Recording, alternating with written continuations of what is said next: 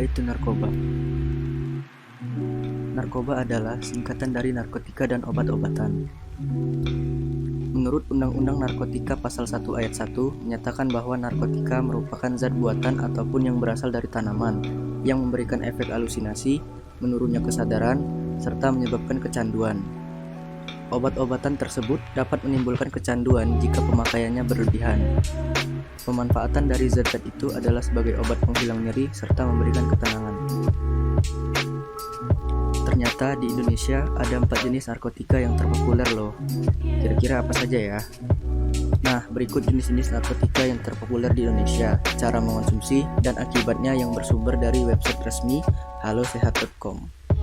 Pertama, ganja. Dengan nama lain cimeng, marijuana, gele, dan pocong, yang merupakan sebuah tanaman yang mengandung zat pengubah akal sehat delta 9 tetrahydrocannabiol atau THC dan senyawa lain yang terkait. Hasil survei oleh BNN menemukan bahwa pengguna ganja di tingkat pekerja sebanyak 956.002 orang, pelajar sebanyak 565.598 orang, dan rumah tangga sebanyak 460.039 orang. Digunakan dengan cara memasukkannya ke dalam lintingan rokok atau ke dalam pipa bom.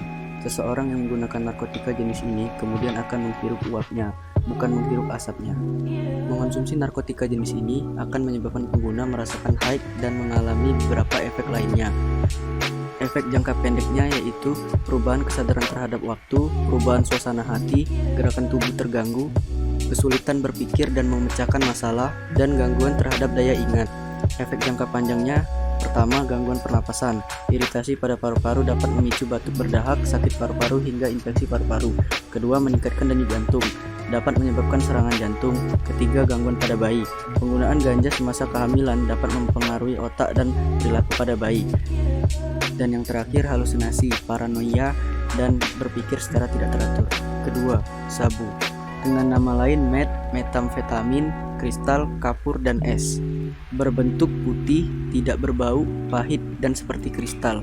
Hasil survei BNN memperlihatkan sabu sebagai narkotika peringkat 2 yang paling sering dikonsumsi oleh masyarakat, yaitu 419.448 orang pekerja, 151.548 orang pelajar, dan 189.799 orang rumah tangga.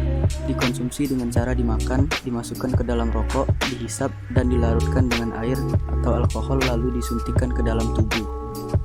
Adapun efek sabu jangka pendek secara umum, insomnia, hilangnya nafsu makan, euforia dan sikap terburu-buru, denyut jantung cepat dan tak teratur, dan hipertermia. Efek sabu jangka panjang terhadap fisik dan mental, yaitu kecanduan, efek psikologi seperti paranoia, halusinasi, dan aktivitas motorik berulang, perubahan struktur dan fungsi otak, menurunnya kemampuan berpikir dan kemampuan motorik, melemahnya konsentrasi, hilangnya ingatan, perilaku agresif atau kekerasan, gangguan suasana hati, masalah gigi yang parah, dan yang terakhir menurunnya berat badan. Ketiga, ekstasi. Dengan nama lain ecstasy, inex. Ekstasi adalah bahan kimia sintetis dengan efek kompleks yang meniru stimultan sabu dan senyawa halusinogen. Pada awalnya, ekstasi dipatenkan oleh perusahaan farmasi Jerman, Merck, pada tahun 1910 dan digunakan sebagai obat untuk meningkatkan mood dan diet. Namun, pada tahun 1985, Drug Enforcement atau DEA melarang penggunaan obat ini karena potensinya sebagai agen perusak otak. Menurut BNN, ekstasi merupakan narkotika peringkat 3 yang paling sering dikonsumsi dengan jumlah pengguna sebanyak 302.444 orang pekerja, 140.614 orang rumah tangga, dan 106.704 orang pelajar. Pengguna biasanya akan merasakan efek ekstasi 30 menit setelah mengonsumsi. Efek ekstasi jangka pendek yaitu menurunnya nafsu makan, insomnia, pusing dan demam, kram otot, tremor, berkeringat dingin, penglihatan buram, meningkatnya denyut jantung, tekanan darah meningkat, menegangnya mulut, wajah, dan dagu. Adapun efek ekstasi jangka panjang yaitu meningkatnya kecanduan, serangan panik, insomnia, linglung, tidak mampu membedakan realita dan fantasi, delusi paranoid, dan depresi. Keempat, heroin. Dengan nama lain putau, bedak, etep. Heroin adalah narkotika sangat adiktif yang diproses dari morfin, yaitu zat alami yang dari ekstrak benih biji tanaman kopi varietas tertentu. Menurut hasil survei BNN, heroin merupakan jenis narkotika peringkat keempat yang paling banyak dikonsumsi, dengan jumlah pengguna sebanyak 33.358 orang rumah tangga, 32.782 orang pekerja, dan 29.838 orang pelajar.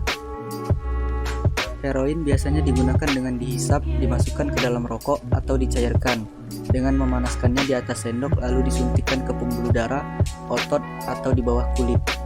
Efek heroin jangka pendek yaitu demam, mulut kering, mual, gatal, fungsi jantung melambat, pernapasan melambat, kerusakan otak permanen, dan koma.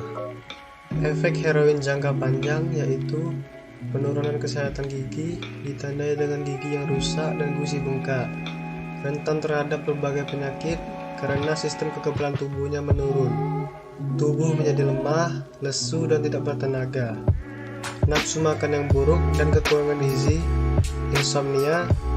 Bahaya narkoba terhadap fisik yaitu gangguan sistem syaraf, gangguan pada jantung dan pembuluh darah, gangguan pada kulit, gangguan pada paru-paru, gangguan kesehatan reproduksi, dan kematian.